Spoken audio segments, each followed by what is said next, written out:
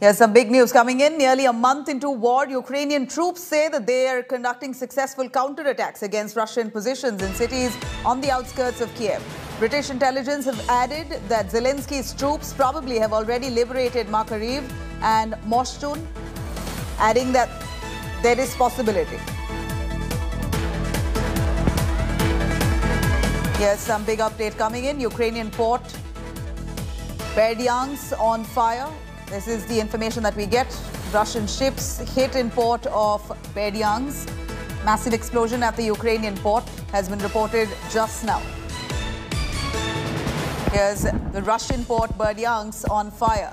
Visuals coming in of this port now on fire. Russian ships hit in port of Berdyansk. Massive explosion has been reported, and these visuals are showing the smoke billowing from that area. A massive explosion at the Berdyansk port right on the 29th day of this invasion. Remember, we're seeing strikes that continue even on the 29th day despite hectic diplomatic talks between world leaders. We're seeing Russia really stepping up its attack. Ukrainian port Berdyansk on fire now. Russian ships have hit the port in Berdyansk. Massive explosion has been reported there.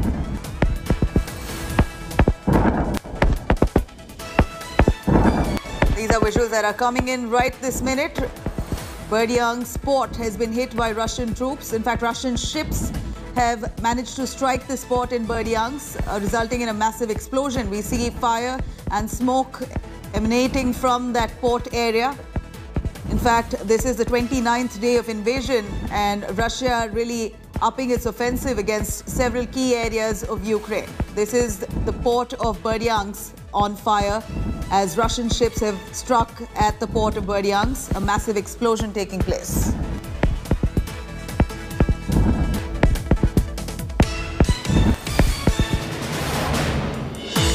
Nearly a month into war, Ukrainian troops say that they are conducting successful counterattacks against Russian positions in cities on the outskirts of Kiev. British intelligence have added that Zelensky's troops probably have already liberated Makariv and Moshchun, adding that there is a possibility that Ukrainian forces will surround Russian units.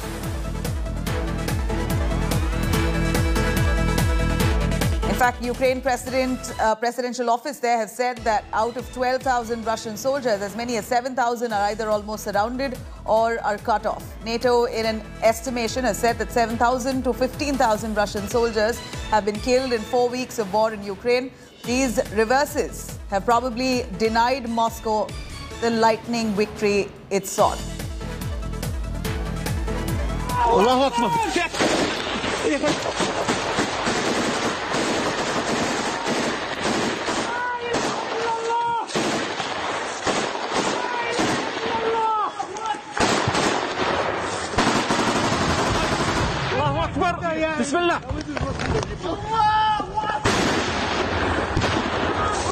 They are conducting successful counterattacks against Russian positions in cities on the outskirts of Kiev. Remember, there was much talk on Russian troops trying to encircle the capital city of Kiev, but we see and hear over the last 2 to 3 days, Ukrainian forces have been, in fact, resisting and counterattacking.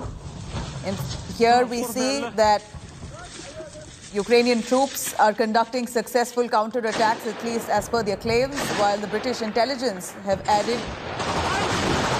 Let me quickly got across to Gaurav joining us from Warsaw. Gaurav, give us a sense of the kind of resistance that Ukraine has been putting up. We see those images that shows how Ukrainian troops have managed to push back many of those Russian troops along Kiev region. So day 29 of this conflict, and when you look at those images that have been put out by the Ministry of Defense of Ukraine, they're actually fighting back and fighting hard.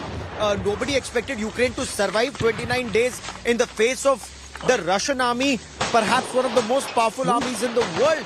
But despite the air attack, missile attack, rocket attack and ground forces moving in, Ukraine has been able not only to withstand this attack, but also in some instances like Kharkiv and Kherson, take the cities back from Russian control. Of course, the system now appears to be weakening a little 29 days or into this battle. The images that we are currently putting out on our television screens are an indication of the fight back that's happening in the Kiev region. So it's not the Kiev city, but the suburbs. And if you recall, when we were reporting from Ground Zero, Irpin, Brewery, Bucha, these were some of the areas where the Russian forces had moved in and they were almost at the gates of Kiev. But the Ukrainian forces now claim that their special forces, their commandos, they've been able to interdict the supply lines of the Russian army. Remember, the Russian army is actually moving in from the Belarus region in the north. So there is about a 90-mile-long supply line, which these forces have been able to interdict at multiple locations. So while the teeth of the Russian army has been able to fetch up, the tail hasn't been able to catch up. So they're running low on fuel supplies, on ammunition, on medical supplies, on replenishments, is what the Ukrainian army claims, forcing the fighting columns to pull back where they can be resourced, where they can receive their resources. So this is what the Ukrainian army at this point of time is claiming, that they're able to push the Russians back a little and regain very valuable time, and ensuring that their defenses can also be strengthened. The Ukrainian defenses can also be strengthened, Nabila. We understand that the British intelligence has added that Zelensky's troops have already probably liberated areas of Makariv and Moshchin. If you can elaborate to us on the significance, the strategic importance, and is this almost victorious for Ukraine while it's limited with barely any supplies or help in terms of military aid?